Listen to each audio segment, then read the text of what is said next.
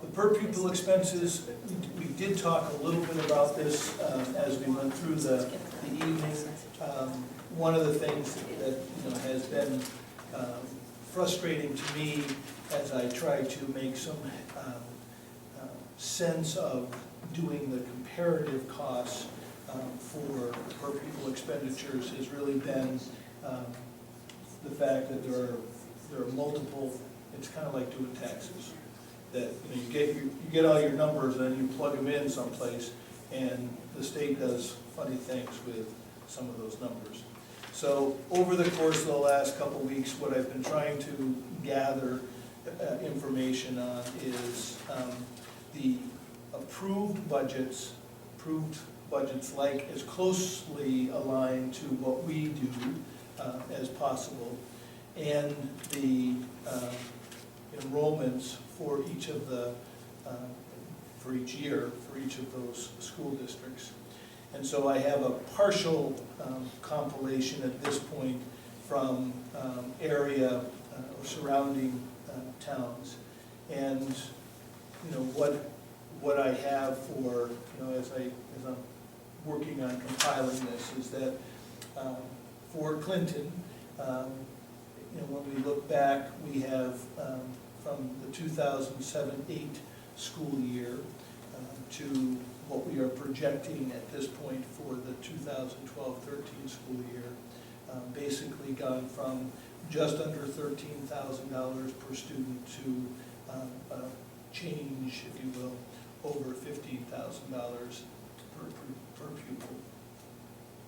And what's intriguing for me as I started to try to make some sense of this is that in the course of that time, we've had essentially the smallest increase in the per pupil expenditure of any of the towns that I have data for at this point. And I have data for East Haddam, Guilford, Madison, Old Saybrook, Westbrook, and ourselves. I'm still waiting for Branford and East Hampton. But essentially, in that full 5-year time period, through to compare everybody the same, from 2007-8 to 2011-12, we've had an increase in our per pupil expenditure percent-wise of 16%.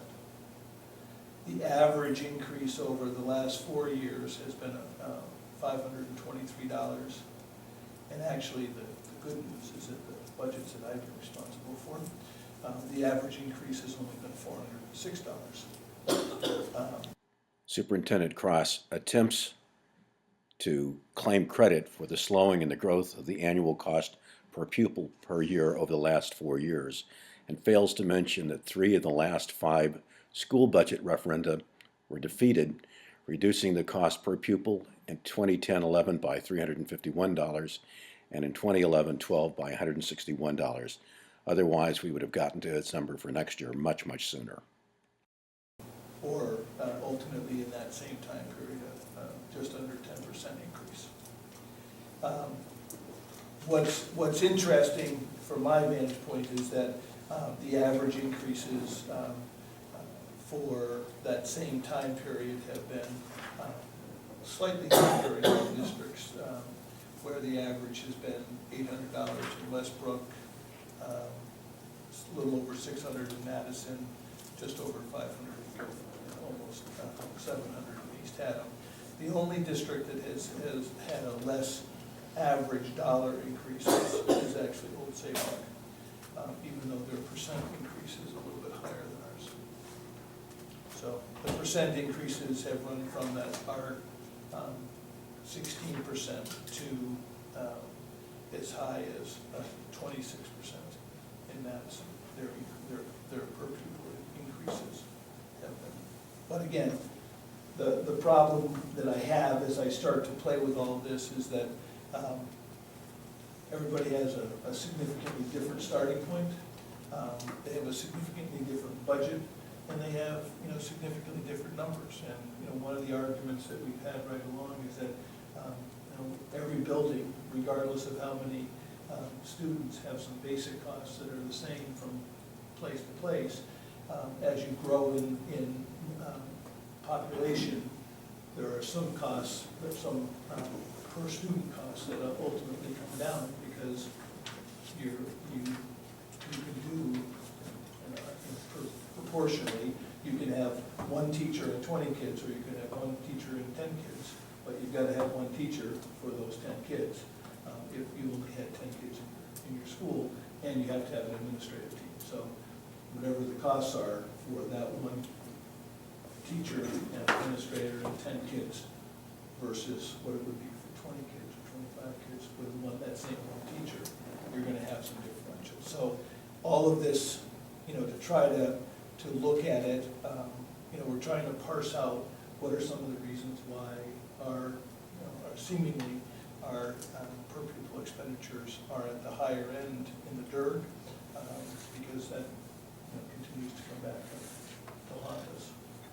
And we've identified some things, but the reality is that when we look at the total budget, then we're looking at for next year, right around the $15,000 per student. So we take the total operational budget and divide it by the number of kids we have. That's what you get. No monkeying around. So I mean, this is a little off topic, but you're talking about there's a set expenditures per building. I mean, is there been talk of, like, say, eliminating Pearson and absorbing 5th grade to Elliott and bringing 4th grade down to Joel or something like that to, as far as eliminating some of those fixed costs and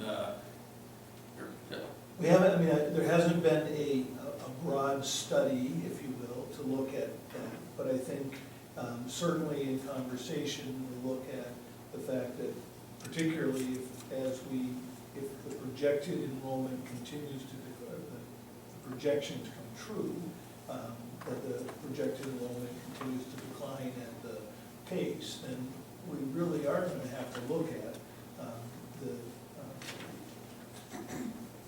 effectiveness, if you will, of looking at running 4 buildings as opposed to 3, and what would that mean? At what point could we really pull that off in terms of being able to facilitate an extra grade here, an extra grade at Elliott, and what would have to happen in each of those buildings in terms of adjustments or renovations or whatever. But that study has not been completed. I mean, I don't want to get too far off topic, but I didn't. No, it's a good question, because it's certainly, as we look at our enrollments, I mean, as much as, everyone loves the Pearson building because of its age and its historic quality, et cetera, and it's our most efficient building from a heating and cooling standpoint.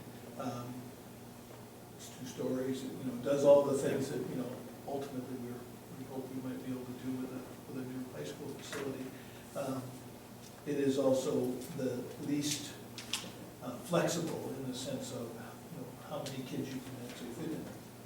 So at some point, there's going to be a push and pull that says, what's the lever point to say we can absorb a 4th grade over here and a 5th grade at the middle school.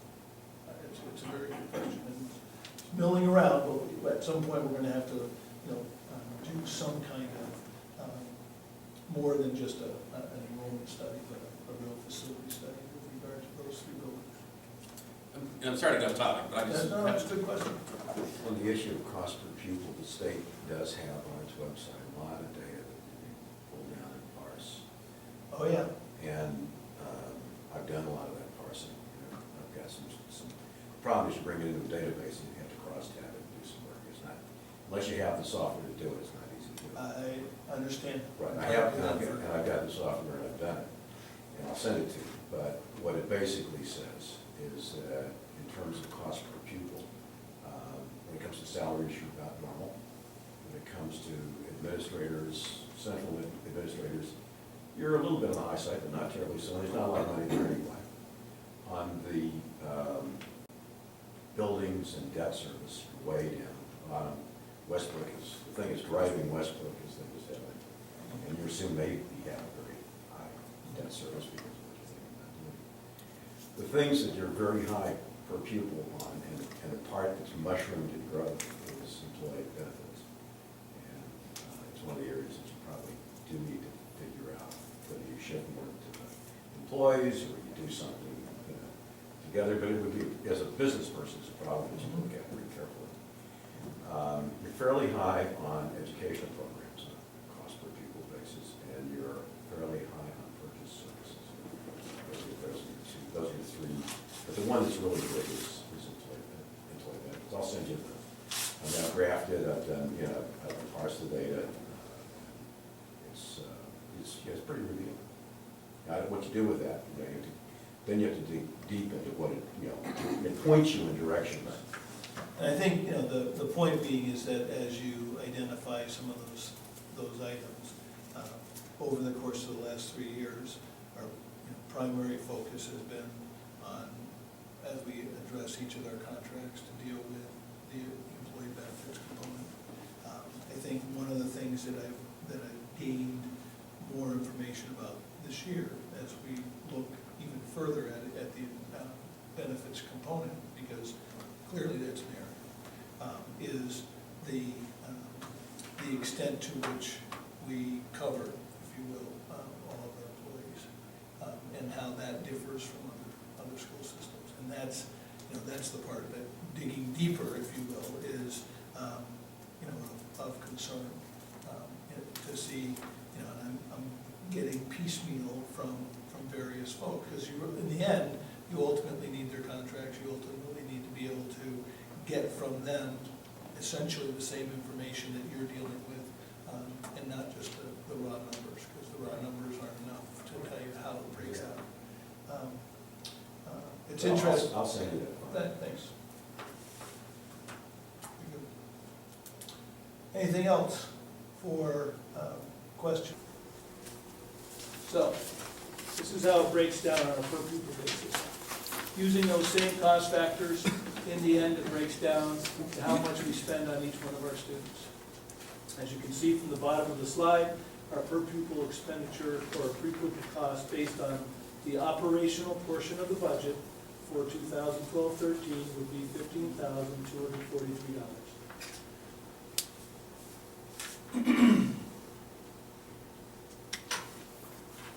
Using the same budget organizational framework, the graph illustrates the breakdown of the per pupil cost associated with the budget. Again, as with previous slides, you can see that personnel costs, $10,000, approximately $10,000, are at the heart of the per pupil expense, with an additional $900 per student for transportation, instructional materials, and extracurricular activities. And at the same time, the cost for providing a student at the same time, we provide the cost of facilities to learn in at the tune of $1,585. So the four areas together, communication, printing, technology, operational personnel, and facilities. Okay. As a way of keeping this all in perspective, it is important to note the various efforts that have been made to contain and reduce budgetary expenses.